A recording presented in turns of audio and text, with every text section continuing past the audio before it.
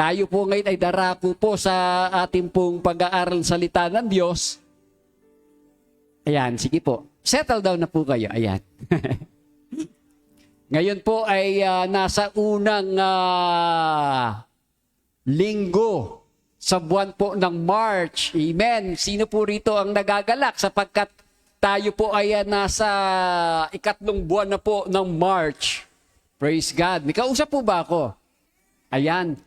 Kasi po mukhang busy-busy ko kayong pakikipagkumustahan. Na-miss nyo talagang bawat isa ha? Kitang-kita naman ho. Ngayon po, sabi ko nga po, ay nasa unang Sunday po tayo sa buwan ng March, March 1st. Kung kaya nga po, meron po tayong panibagong theme for the month. Ayan na nga po, ay sabay-sabay po natin basahin. 1, 2, 3. Ayun, no? Breakthrough kindness that brings favors. Yan. Kung kaya't ang ating pag-aaralan po, ay may kinalaman po regarding kindness and favors. No? Kung kaya't sa umaga pong ito, nung ako'y nag-aaral po ng salita ng Diyos, ay sabi ko nga, ano ba ang magandang message mo, Lord? At ang buti po ng ating Panginoon, ang ating pong pag-aaralan sa umaga pong ito, ito na po. Ang title po natin is Clothed in Kindness. Sabihin po natin, 1, 2, 3. Ayun. Ayan po, ibababasa po natin sa Colossians chapter 3 verse 12. Ganito po yung verse na bababasa po natin. Sabi pong ganon, as God's chosen people, holy and dearly loved, clothe yourselves with compassion, kindness, humility, gentleness, and patience. So ang Diyos po magpapala sa pagkakabasa ng kanyang buhay at banal na salita. No, yan pong talata pong yan po isulat po ni Apostol Pablo sa mga Kristiyano sa Colosas. No, sabi niya pong ganoon, bilang mga hinirang, no, ng Diyos na tayo daw po, yung mga Kristiyano sa Colosas, maaaring sabihin ng iba po sa atin, sa Colosas pala hindi po. No? Yan po ay applicable po sa lahat ng mga Kristiyano. Sabi pong ganoon, tayo pong lahat ng mga tumanggap kay Jesus bilang Panginoon tagapagligtas ng ating mga buhay, tayo po ay mga pinili o hinirang ng Diyos. Pakisabi mo sa iyong katabi, ikaw ay pinili, hinirang ng Diyos. No po? Sabi mong ganon, holy and dearly loved. No? Tayo daw po ay pinaging banal at talagang dearly loved, minahal po. Hindi lang basta minahal, minahal po ng lubos ng Diyos. Naniniwala po ba kayo na kayo'y minahal ng Diyos? Amen. Totoo po yan, na talagang ang bawat isa po sa atin ay minamahal ng Diyos. Sabi pong ganon, clothe yourselves, no? Damitan, no? Ninyo ang inyong mga sarili ng ano po, ng compassion o habag, sabi pong ganon, kindness, kabaitan, no? Humility, gentleness, and patience. So sabi pong ganon na kinakailangan daw na damitan po natin ang ating mga sarili, no? Ano po yung damit na yun? Yun na nga po, binanggit po ni Apostle Paul, no? Damitan natin ating mga sarili ng compassion, kindness. Kung kaya tututukan po natin is about kindness. Damitan po natin ang ating mga sarili ng kabaitan. Tanungin mo katabi mo, mabait ka ba? Marahil ang sagot ng iba sa atin, nung tinanong mabait ka ba? Ang sabi ng iba, baka pagkatulog. Ano? Sabi ng iba, mabait daw siya pagkatulog. Sabi naman ng iba, nung tinanong mabait ka ba? Kung mabait ka, pautangin mo nga ako. So, on the past here, no, gusto niya, siya po ay makitang mabait. Tama po ba ako? Can I hear an amen to that, no? Ang gusto natin, na makita po sa atin na ikaw at ako ay mabait. Ano po? Pero sa totoo lang, nung wala pa tayong pagkakakilanlan sa Panginoon, hindi ho tayong mabait lahat. Yung iba hindi ho matanggap. Totoo naman ho, wala ho tayong kabaitan noon. Tingin lang natin. Nang mababait tayo noon, nung wala pa tayo sa Panginoon, hindi ho tayo mabait. Kaya nga sabi ni Apostol Pablo, sa aklat ng Roma, ikapitong bahagi, ang sabi niya gano'n, yung bagay na tama na gusto kong gawin, hindi ko magawa. Yung masama, yun ang nagagawa ko. No? Kumbaga sa Tagalog, kung parang ipaparaphrase po natin, sabi, lumalabas po ganito ang wika, Gusto kong bumait pero hindi ko magawa. Ganun ho tayong lahat nung wala pa sa Panginoon, hindi ho ba? Gumagawa tayo ng hindi kaaya-aya sa harapan ng Diyos. Tama po ba ako? Kasi nga po, tayo pong lahat ay alipin ng kasalanan. Kasi ang kasalanan, alam natin, bad yan sa harapan ng Diyos. Amen? Kapag nakakagawa tayo ng bad sa harapan ng Diyos, mabait ka ba ba nun? Hindi ho ba? Kung kaya nga po mga magulat kapatid, all of us, nung tayo po ay nagkaroon ng encounter with the Lord Jesus Christ, yung kasalbahihan mo natin, napalitan na yun. No? Ikaw ngayon ay naging mabait. Kaya tingnan yung katabi nyo, sila po ay mababait na. Ayaw pa rin maniwala, tawa pa rin kayo ng tawa. No? Hindi, totoo po yan. No? Nung wala pa ho kasi tayo sa Panginoon, yung image ng ating Panginoon na yung kindness na dapat makita sa atin, hindi ho nakita. Because of sin. Na disfigured. Yung image ng Panginoon sa atin, kaya yung kindness ng Panginoon hindi humakita sa atin. Pero nung ma-encounter nga natin ang Panginoong Jesus, He is our Lord and Savior, na tinanggap po natin siya, yung disfigured na yon, na nature, yung itsura ng Panginoon, yung imahe na nasa atin, nabura na yun. No? Naniniwala po kayo, nabura na yun, yung dati, yung imahe ng Panginoon na disfigured, ni-restore na po ng Diyos sa atin. Kaya nga po sabi ko sa inyo, tignan nyo uli yung katabi nyo. Iyan na po yung bagong image na nilagay ng Panginoon sa atin, hindi na po yung dati. Amen po ba? Kaya nga tama po ang sabi na Apostol Pablo, doon po sa 2 Corinthians 5:17, ang sino man nakaisa kay Kristo ay isa ng bagong nilalang. Sino po yung nakipag-isa kay Kristo rito? Pumalakpak yung nagsabing siya nga ay nakipag-isa kay Kristo. So therefore, kung kayo po ay nakipag-isa kay Kristo, ibig sabihin, yung kindness na yun ng ating Panginoon, nasa sa inyo na pong lahat. Amin po ba? Pwede ba nating palakpakan ng ating Panginoon? Kung kaya po ang encouragement po sa bawat Kristiyano po rito, suotin po natin yung kabaitan na yun. Amin po ba? Baka naman ngayon, Kristiyano pa rin, inaangilan pa rin niya yung katabi niya. Yung kapwa niya Kristiyano, ang kulit-kulit naman nito. Nawawala yung kabaitan. Hindi ho ba? Kung kaya't sa atin po, lagi dapat nakasuot yung kabaitan na yan sapagkat yan po ay iyan po isa sa mga karakter ng ating Panginoon, yung kindness. Amen po ba? Now, sa pagpapatuloy po natin, doon po sa ating pong introduction, ganito po ang nakasulat. Sabi pong ganun, kindness is not weakness. Ang kabaitan daw po, hindi po ito kahinaan. Minsan po kasi, may mga tao kapag nakita kang mabait, sinasamantala. Hindi po ba? Nakaka-relate po tayong lahat dyan, no? Yung minsan inutangan ka na, nakailang taon na hindi ka nabayaran, pero hanggang ngayon, hinahayaan mo na lang. Pero nung malamang hindi ka na sinisingil sa pagkakautang mo, uutang ka na naman. Pero yung mga ganong klase po ng tao, yun po ay mga mabubuting tao po yun. No? Hindi po ibig sabihin na ikaw ay mabait, kahinaan na yun. Nariyan po kayo. Sabi po ganon, kindness is strength under control. Ano po yung ibig sabihin na kindness is strength under control? Sabi po ganon, kindness is strength under control means choosing to be gentle, compassionate, and empathetic even when you have the power, justification, or opportunity to retaliate. Ibig pong sabihin, yung kindness under control na pinili mo na maging gentle, naging mahinahon ka, naging maawain ka, kahit mayroon kang kapangyarihan na gumante kahit na ginagawa ka na ng masama at injustices. Yun po yung strength under control. Yung hindi ka nagre-retaliate, yung ginawang ka ng masama. No? Tama po ang sinabi ng Panginoong Jesus, kapag sinampal ka, ibigay mo yung kabila.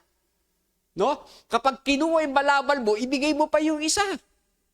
Yun po yung tinatawag na kindness, yung tinatawag pong strength under control. Amen po ba? Nakaka-relate po ba tayo? Naunawaan po ba natin? Gets po ba natin?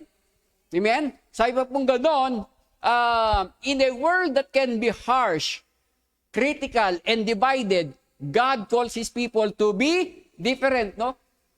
Sa mundo na ginagalawan po natin, masyadong marahas, no? Masyado pong, ano ba yung harsh? Parang malupit, ano? Malupit po yung mundo na ginagalawan po natin, critical, no? Gumagawa ka na ng mabuti, no? Gumagawa ka ng maayos, pero ang tingin pa rin ng mundo, para sa kanila, hindi tama yun, nasasaktan sila. Ganun po mundo. Pero sabi pong ganun, tinawag po tayong lahat para ano po, maging kakaiba. Sabi mo sa katabi mo, dapat maging kakaiba ka. Sa paanong paraan tayo maging kakaiba? Kung yung ginagawa ng mundo ay puro kasamaan, no? Nasasaktan ng Panginoon sa kanilang ginagawa, tayo naman, dapat ang ginagawa po nating kakaiba, yung nabibigyan ng kaluwalhatian ng Diyos. Amen po ba? Yung nabibigyan ng kagalakan ng Panginoon. Kahit masasama yung kanilang ginagawa, patuloy pa rin tayo ng gumagawa ng mabuti. Amen po. Praise God. At sabi pa pong gano'n, He calls us to be clothed in kindness. No? Tayo po ay tinatawagan o nananawagan po ang Panginoon po natin na tayo po ay manamit ng may kabutihan. Kabaitan. Sabi pong gano'n, kindness is love in action. Kapag ikaw po ay nagpapakita ng kabaitan, ito po ay pag-ibig in action. Yan. Kaya po kapag gumawa kayo ng kabutihan sa inyong kapwa, yan po ay pag-ibig. Amen po ba? Now, sa pagpapatuloy natin sa ating pong pag-aaral, mag-iiwan lamang po ako ng 3 bagay patungkol po rito. Unang-una sa ating pong slides, praise God, nilagay ko po, mga magulang kapatid, kindness reflects God's character. Sabihin po natin, kindness reflects God's character.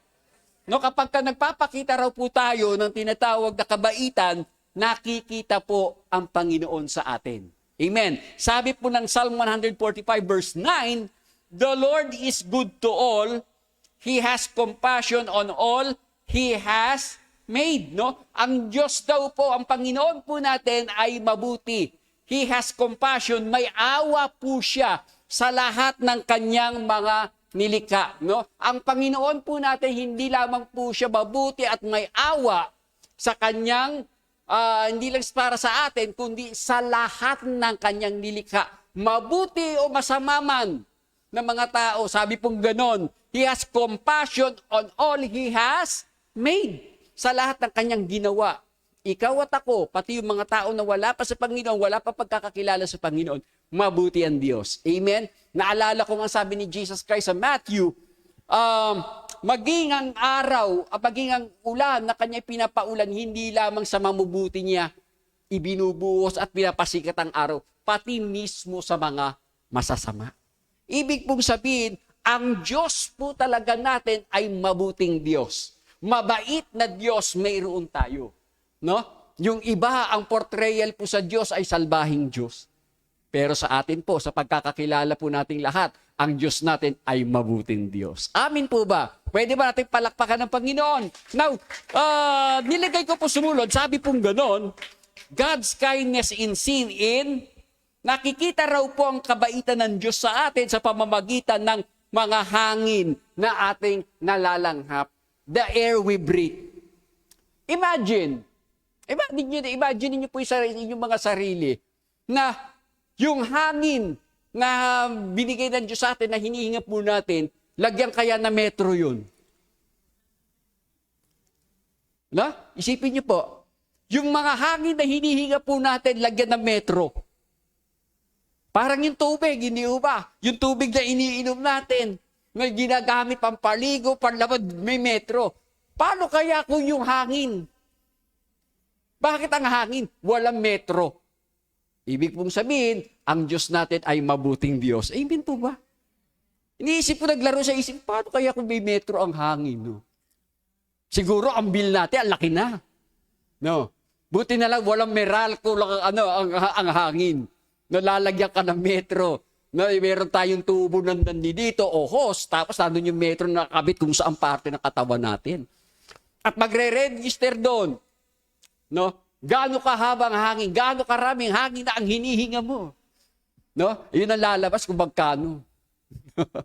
Hindi ba? Pero ang Diyos natin ay napakabuti at napakabait. Amen. Libre talaga ang hangin.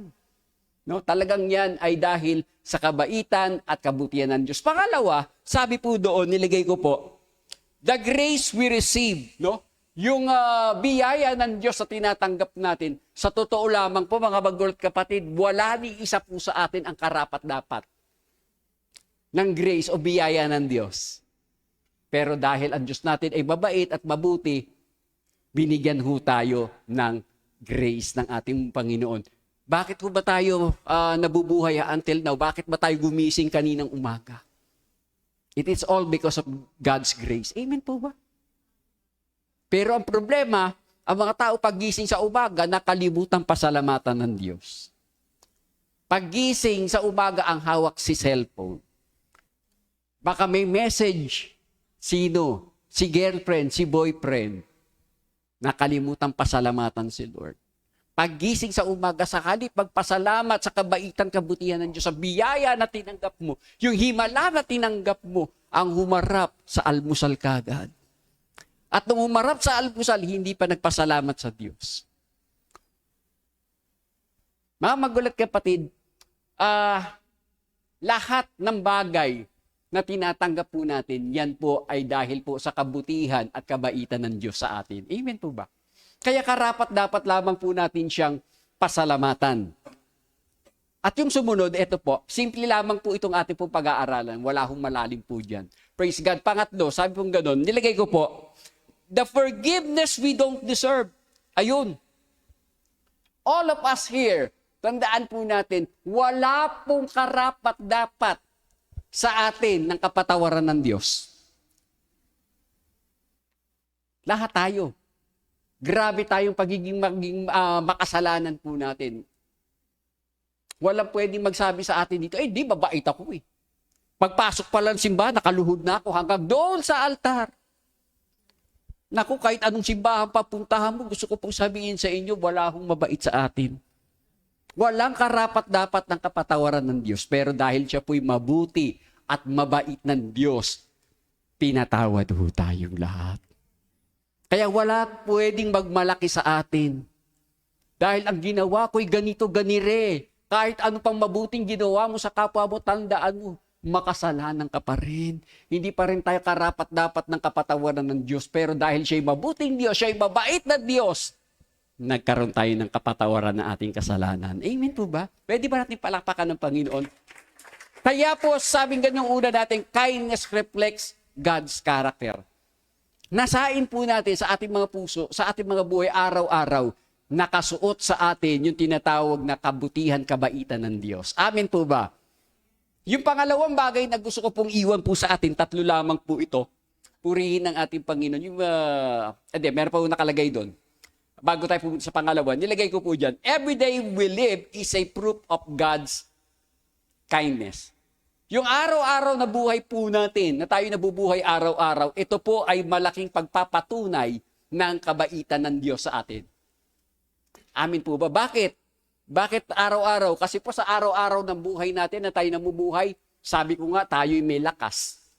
No? Meron tayong kinakain. Meron tayong inuuwi ang tirahan. Meron tayong tubig na naiinom. Meron tayong trabaho. Kahit wala kayong trabaho, mabuti pa rin ng Diyos. Amen. Bakit? Nabubuhay pa rin kayo. Hindi ho ba? Humihinga pa rin kayo. Meron pa rin kayong damit na isinusuot. Hindi ho ba? Nakakapagbayad kayo ng mga bills. Nakakapagbayad tayo lahat ng bills. It is all because of God's goodness and kindness upon us. Amen. Ano pa po? May karuktong po yan. When we show kindness, we reflect our Father. Kapag tayo naman po ay nagpakita ng kabaitan, nagre-reflect po yung Diyos sa atin. Tingnan yung katabi nyo. Nakikita ho ba ang Panginoon sa kanila? Ba't ayaw nyo tingnan yung katabi ninyo? Tingnan niyo po yung katabi niyo. Sige po. Yan po yung pagpapatunay po lamang na ang Panginoon po ay nakikita sa inyong mga buhay. Amen? Kaya nga po itinuturo sa atin yung Christ-likeness eh. Ay baka sino pag ginagaya, baka naman ginagaya kung sino na namang artista. Bulat nyo na gayahin yung artista, gayahin po natin ang ating Panginoon, hindi ho ba? Kaya nga ho tayo tinawag na Christian, hindi ba? Di ba, nung araw, may tinatawag na Bilmanian. Ibig sabihin, tagasunod ka ni Bilma. Kung ano yung itsura ni hairstyle ni Bilma, gagayahin ninyo. No, kung halimbawa, kayo na may pants ni Dora, minsan maglalagay ko, tutuldukan nyo ng pentel pen dito para magkaroon lang kayo ng nunal, kamukha nyo si Nora. Pero hindi po. Dahil kayo po ay Christian, mga Kristiyano, katulad na ni Kristo, ibig pong sabihin, kung ano ang ating Panginoon, siya pong ginagaya natin at yun po ang nakikita. Amin po ba? Pwede ba natin palakpakan ng Panginoon? Yun po yung una, no? Pangalawa, na gusto ko pong iwan po sa atin, tatlo lamang po ito. Kindness is a fruit of the Spirit. Kindness is the fruit of the Spirit. Sabi pong ganon sa Galatians chapter 5 verse 22, but the fruit of the Spirit is love, joy, peace, patience, kindness, goodness, faithfulness, gentleness, and self-control. Against such things, there is no law. Kung mapapansin ninyo, dito sa Galatians 5:22, nabanggit yung kindness and goodness. Maring iniisip na iba po sa atin, hindi ba magkapareho yun? Hindi po.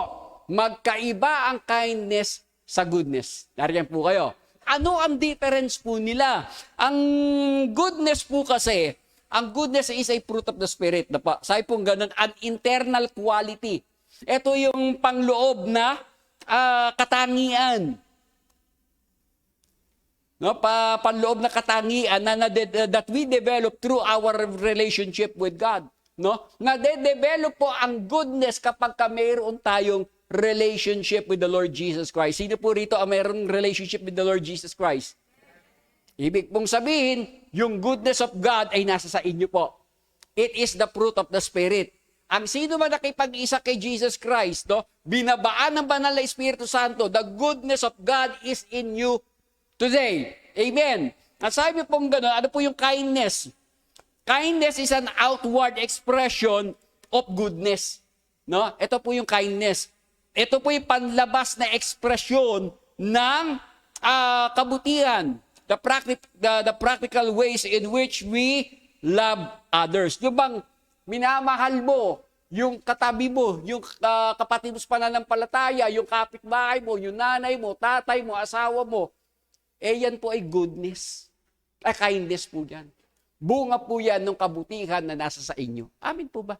Kaya kung mapapansin ninyo, ginagamit yung kindness and goodness interchangeably. Interchangeably. Pero sa totoo lamang po, magkaiba po ang kindness and goodness. Amen po. At sabi pong ganoon, kindness is not something we force. It is something the Holy Spirit produces in us.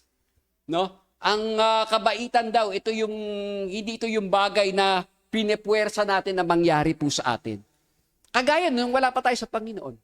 Kapag papasok ang bagong taon, sinasabi natin, hindi na ako maninigarilyo, hindi na ako iinom ng alak, hindi na ako magsusugal.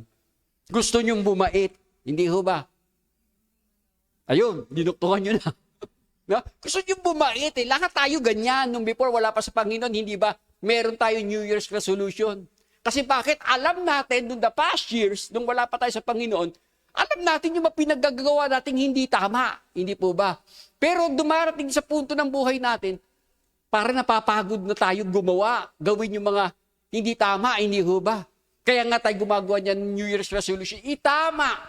Yun dapat natin gawin. Pero hindi nga natin magawa Hindi talaga pinepuwersa ang kindness. Dahil yan ay pinoproduce po ng Holy Spirit. Amen? Wala tayong kapangyarihan Kaya nga pong gano'n, kapag gumagawa tayo ng New Year's resolution, hindi natin, magawa man natin ng 1 linggo, 2 linggo, 1 buwan, pagkatapos na balik sa dati. Because New Year's resolution cannot change us, cannot change a person. Amen po. Only through encounter with the Lord Jesus Christ, dun lang pwedeng magbago ang tao. No? Kaya po yung kabaitan na yan, hindi pinepuwersa. Yung sinasabi ng tao na yung isang nanay, naiinis siya sa kanyang anak, na laging pasaway. Ikaw nga, magpakabait ka na nga. Nakalimutan nila, hindi yung pinepuwersa ang pagiging mabait na isang tao.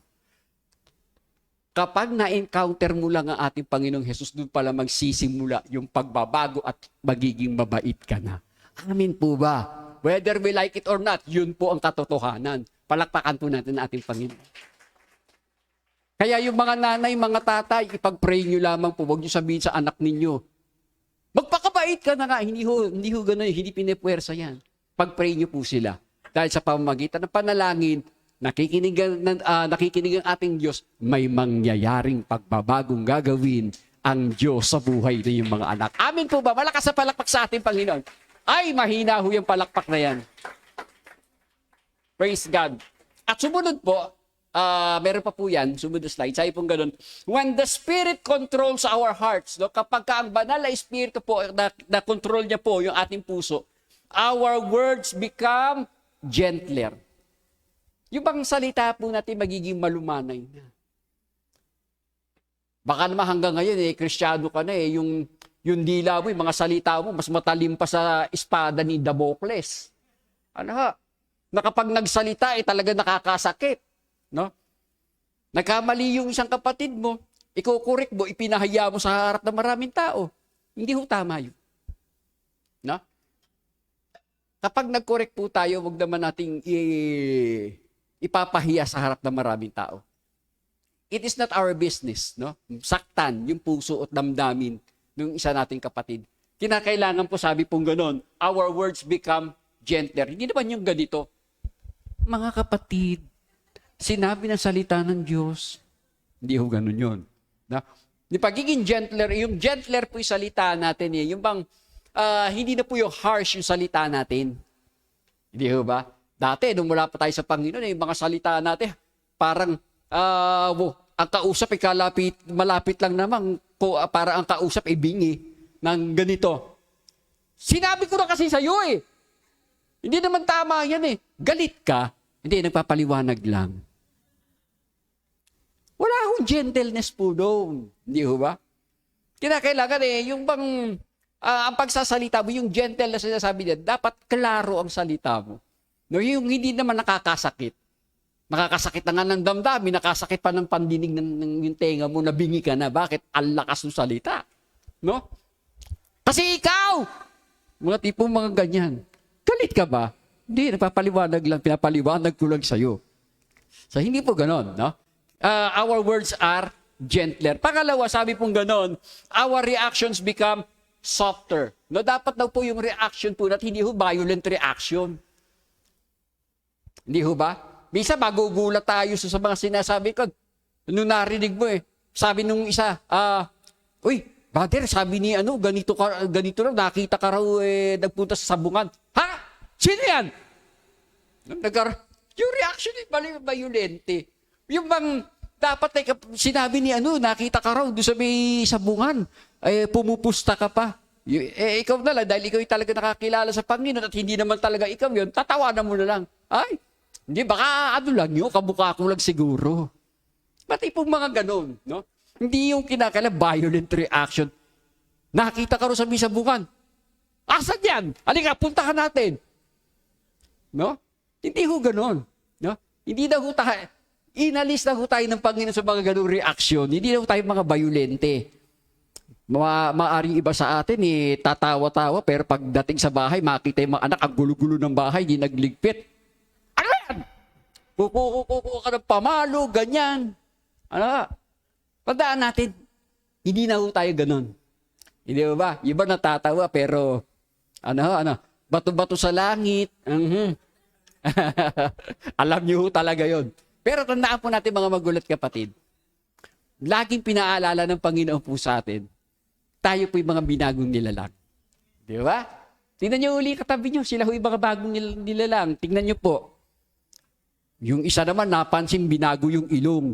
Ba't naman yung ilong? Huwag niyo pansinin yung ilong. Ano po? Pa yung sinabing binago ng Panginoon sa atin, inwardly. Ano ya? Yung iba ko kasi binago na nga inwardly, pati outwardly, binago na rin. Ano po? Alam niyo po, kapag binago tayo inwardly, nagmamanifest yung glory ng Lord. Nagniningning kayo. Hindi dahil sa makeup o foundation na in-apply nyo sa mukha nyo. It is all because of the glory of God, nagre-reflect na po sa inyo. Amen po ba?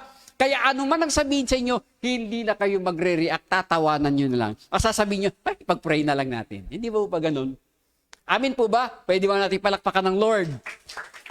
Pangatlo, sabi po gano'n, our actions become thoughtful. Yung bang, yung ating mga action po hindi na yung violente.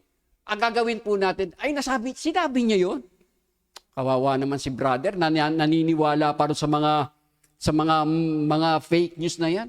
Ipag-pray natin, kawawa naman si brother na nawa, wag siyang nagpapaniwala doon. No?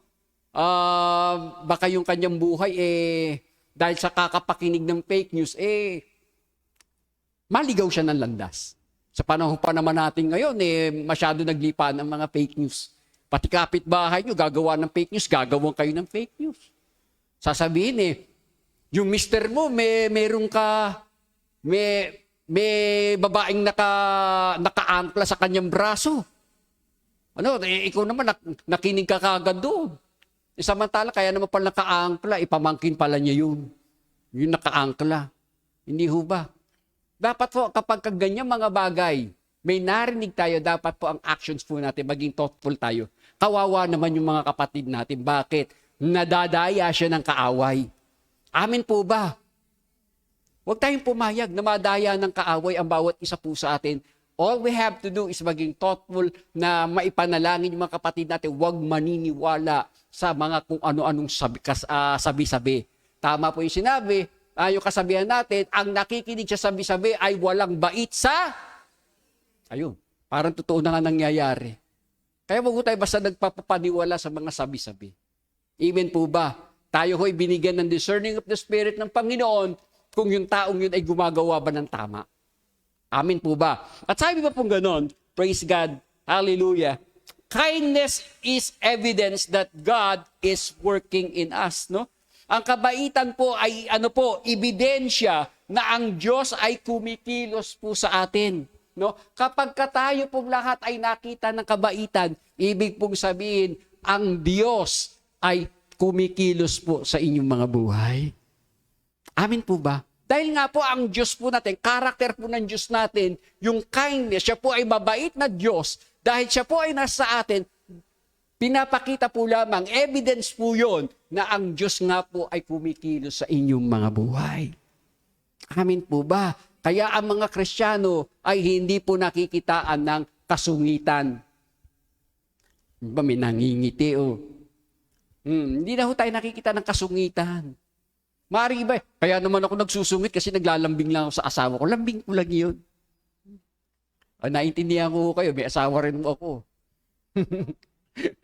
Pero sa totoo lang, mga magulat kapatid, yung kabaitan ng Diyos, ikaw at ako, yan po ay talagang refleksyon na makikita po talaga, nasa sa atin po talaga ang ating Panginoong Jesus. Amen po ba? Pwede ba natin palakpakan ng Panginoon?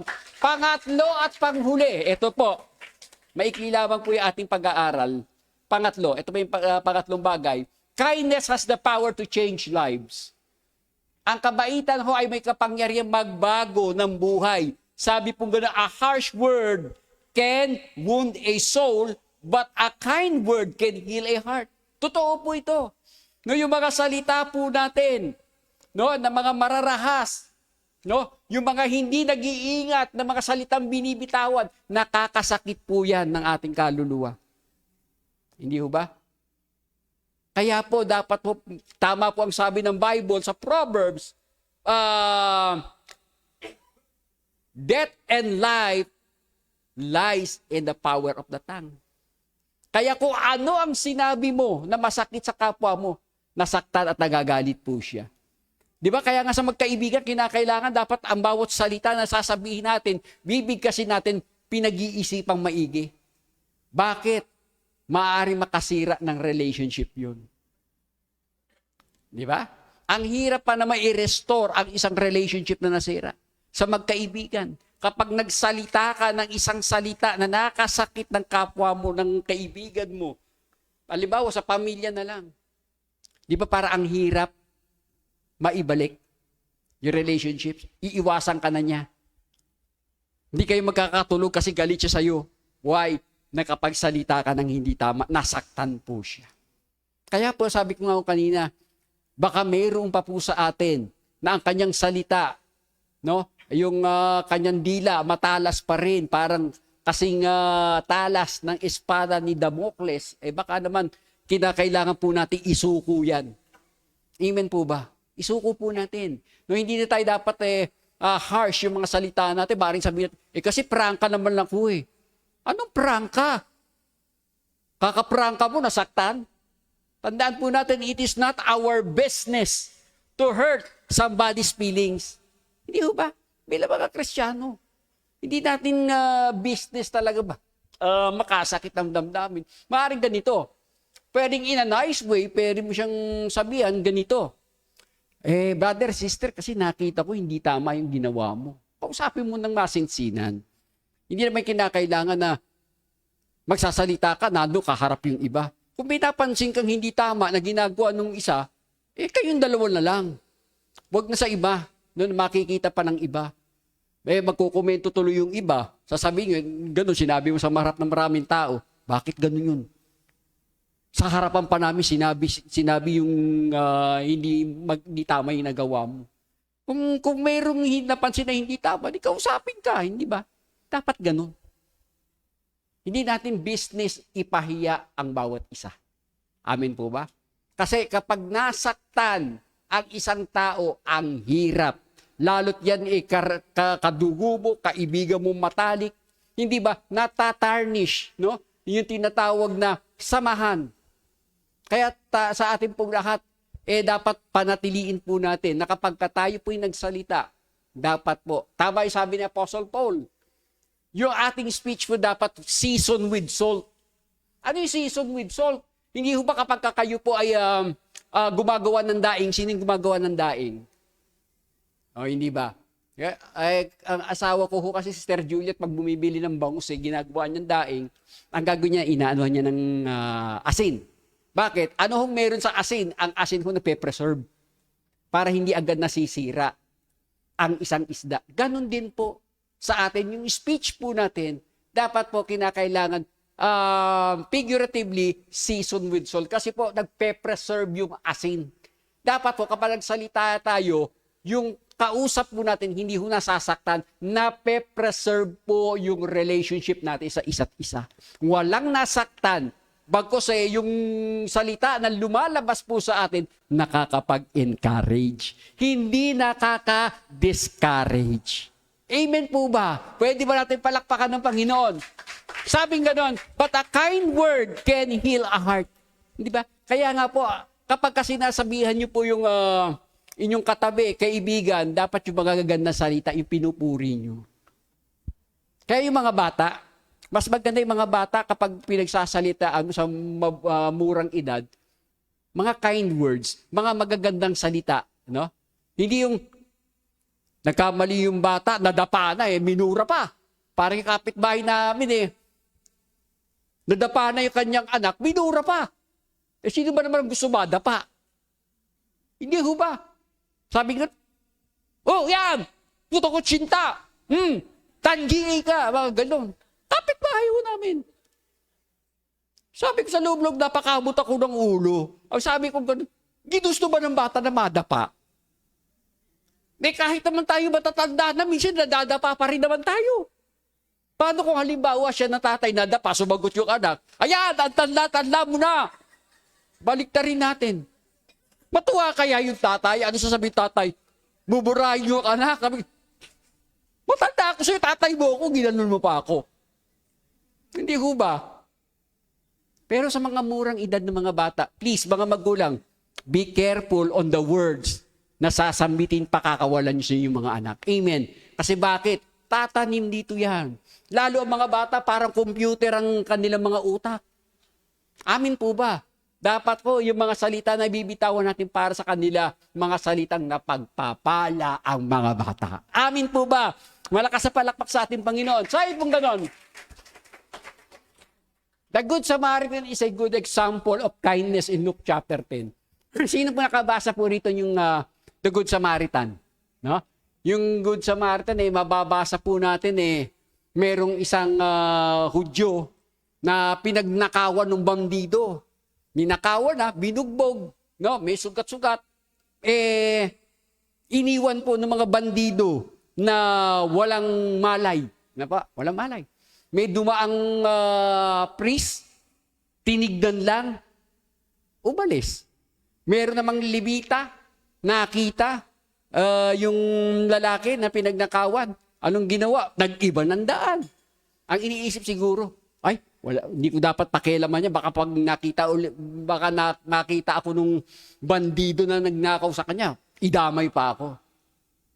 Pero yung isang Samaritano, nung makita yung lalaking pinagnakawan na binugbog, anong ginawa? Kinukup niya dinala sa isang inn.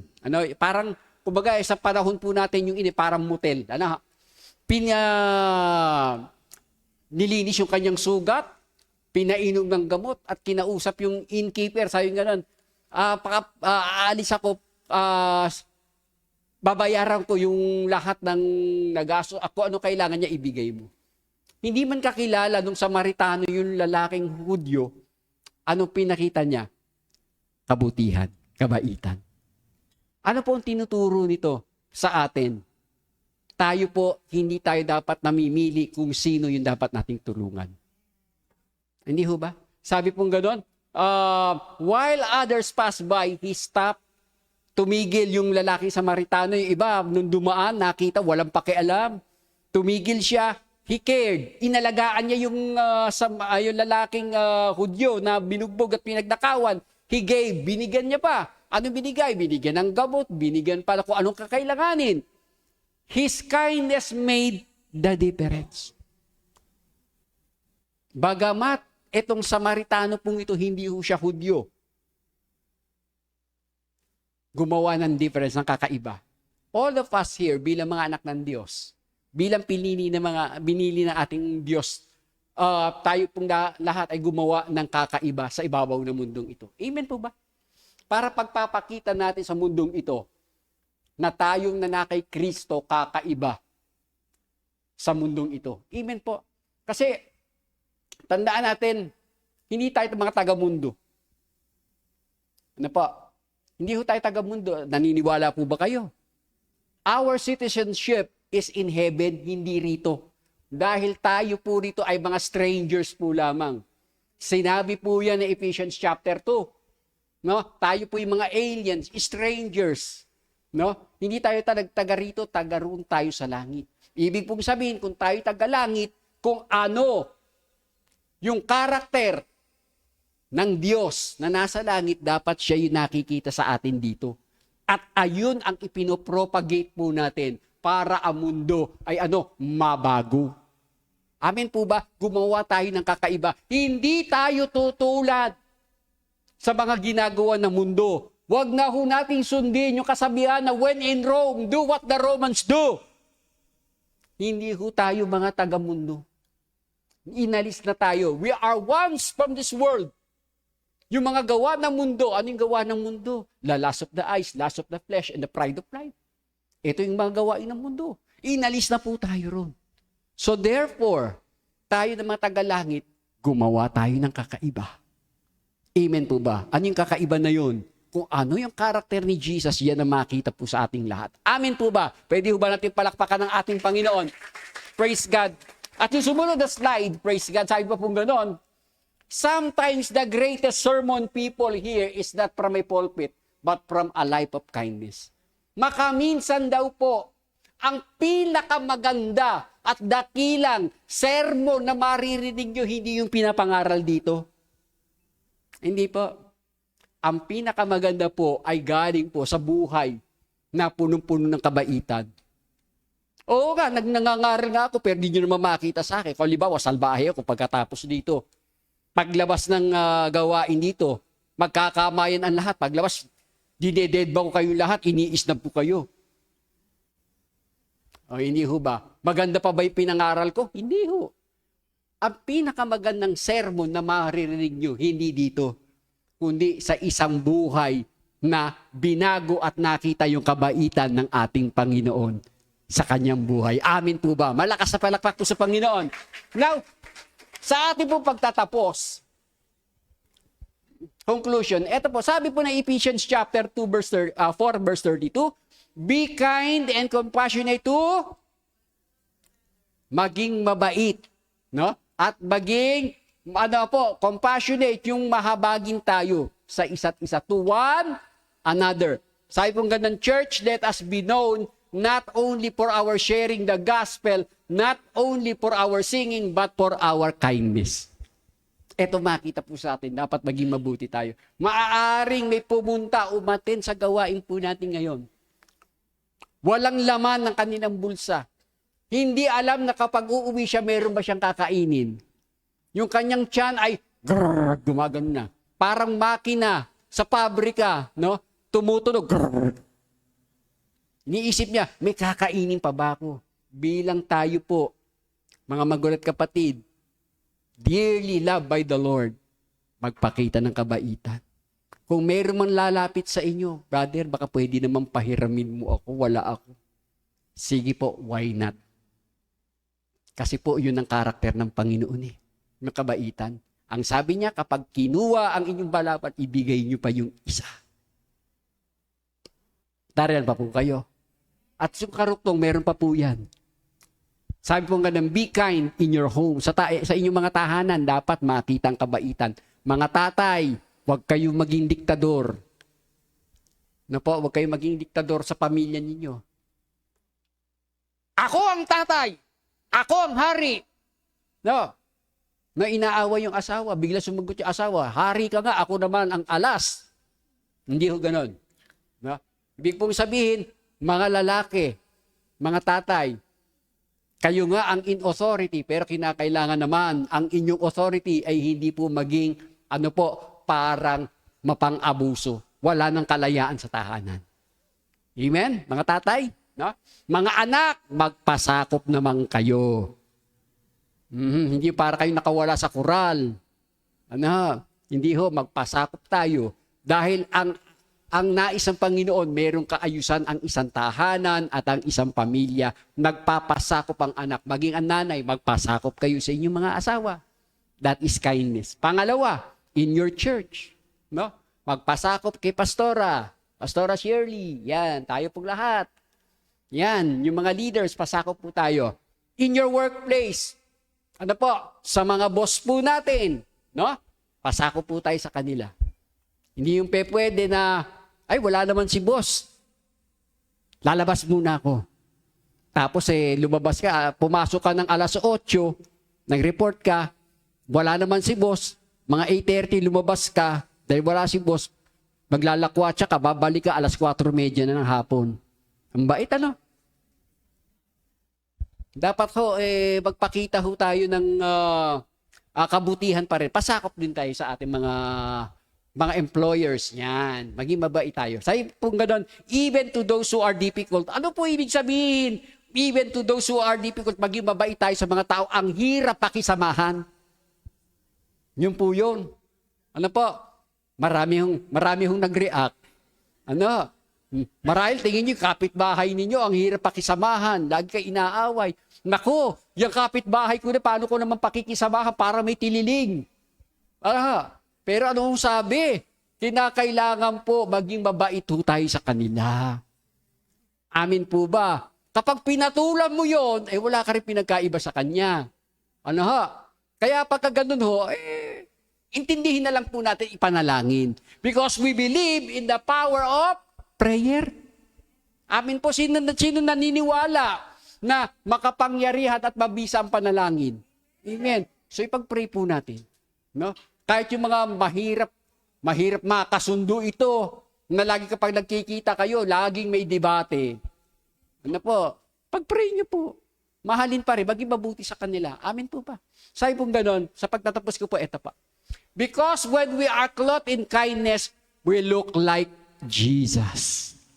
Kapag tayo daw po ay naging mabait, kamukha na natin si Jesus. Tingnan niyo yung katabi niyo kung kamukha ba sila ni Jesus. Sige, palakpakan natin ang ating Panginoon. Tayo po tayong lahat. Praise the Lord. Nawa po ang lahat po ay may natutunan. May natutunan po ba kayo? Sige po, sa inyong pagtayo at pagyuko at pagpikit. Praise God. Hallelujah. Let's allow the Lord, the Holy Spirit, na kumilos po sa atin. Hallelujah. Thank you, Jesus. Awitin natin yung inawit kanina, yung pinaawit niya. Yung, your kind, praise God. You are good. Hallelujah. Sige po. Let us lift our hands to our God. Awitin natin na you are good. Hallelujah. Sa ating pong pag-awit, taas natin ating kamay, tayo pong lahat ay yumuko at pumikit. You are good. Hallelujah. Sige po, taas natin ating mga kamay sa ating Panginoon. Thank you, Jesus. Yes, you are good, Lord. Thank you, Jesus. Your kindness leads me to repentance. Your goodness draws me to your side. Your goodness draws me to your side. Hallelujah. Your mercy calls me to be like you. Your favor. Your favor is my delight. Every day I'm awakened. Every day I'll awaken my praise And pour out a song. and pour out a song from my heart. Sabihin mo natin lahat, you are good. You are good. You are good. Say it to Jesus. You are good. Your mercy is forever. You are good. You are good. You are good. You are good. Your mercy is forever. Hallelujah. Let's sing it one more time. Thank you, Jesus. We'll meditate this song. Hallelujah.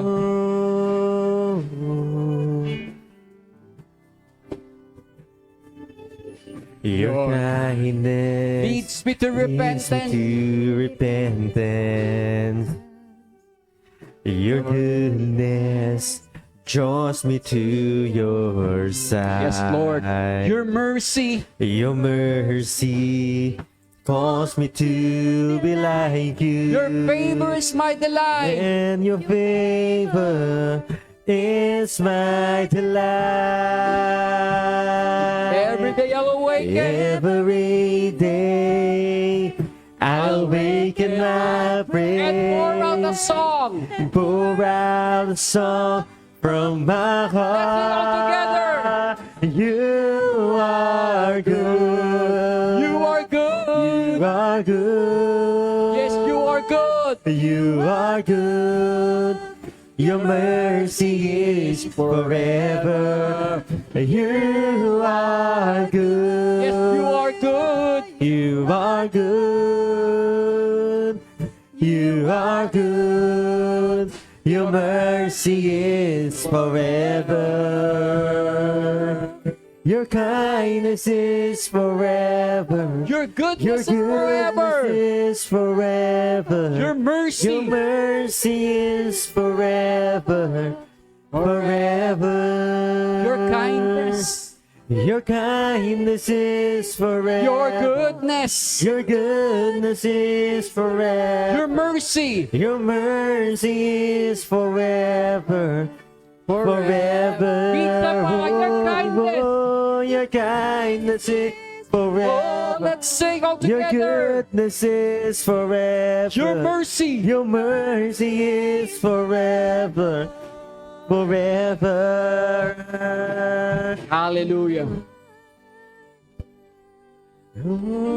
Meditate natin ng kabutihan ng Diyos sa ating lahat. Ang kanyang kabaitan. God is a wonderful God. Maaaring nakikita niyo sa sarili ninyo na matalas pa rin ang inyong dila sa pagsasalita na madaling makasakit ng damdamin ng iba. Pero ang nais ng Panginoon, makita po sa atin yung kanyang kabaitan. Kung kaya't sa oras pong ito, atin po isurrender ang lahat ng ito sa ating Panginoon. Amen? Sige po, nakataas ang kamay ng bawat isa. And we will pray. Sumunod po ang lahat sa panalangin. Sabihin po natin, dakilang Diyos na sumasalangit. Dakilang Diyos na sumasalangit. Sa oras pong ito, Sa oras pong ito, nagpapasalamat po ako nagpapasalamat po ako na ika'y mabuti na ika'y mabuti at mabait na Diyos. at mabait na Diyos. Kung kaya't sa oras pong ito, Kung kaya't sa oras pong ito, lumalapit po ako sa inyo lumalapit po ako sa inyo nang may buong pagpapakumbaba, ng may buong pagpapakumbaba, humihingi ng tawad humihingi ng tawad sa mga nagawa kong kasalanan, sa mga nagawa kong kasalanan, yung mga salitang nabanggit ko yung mga salitang nabanggit ko na nakasakit, na nakasakit, na naipahiya ko na naipahiya ko sa harap sa harap ng ibang tao. ng ibang tao. Patawad, Panginoon. Patawad, Panginoon. Hayaan mo po Hayaan mo po na simula sa araw pong ito, na simula sa araw pong ito, ako'y mabubuhay ako'y mabubuhay na makikita lamang na makikita lamang si Kristo si Kristo sa aking buhay. sa aking buhay, Na ang aking mga salita na aking mga salita ay nakapagbibigay ay magbibigay ng encouragement ng encouragement sa ibang mga tao. sa ibang mga tao. Salamat Salamat. dahil ikay mabuting Diyos Dahil ika'y mabuting Diyos na ako'y patuloy mong pinatatawad na ako'y patuloy mong at pinapatawad itinatama at itinatama ang aking buhay. aking buhay. Salamat, Panginoong Jesus. Salamat, Panginoong Jesus. Kung kaya't Kung kaya iniimbitahan ko iniimbitahan ang banal na Espiritu Santo banal na Espiritu Santo ang pumasok sa aking buhay pumasok sa akin upang maisuot upang maisuot ang damit ang damit ng kabaitan ng kabaitan sa aking buhay. sa aking buhay. Salamat, Panginoon, Salamat, Panginoon, sa pangalan ni sa Jesus. pangalan ni Jesus. Patuloy po kayo nakayukot, nakapikit, nakataas ang kabay. Ako na lamang po mananalangin. Salamat na marami dakilang Diyos sa buhay niyong mga anak na sumunod sa panalangin. Salamat sa patuloy na pagpapatawad mo po, O God.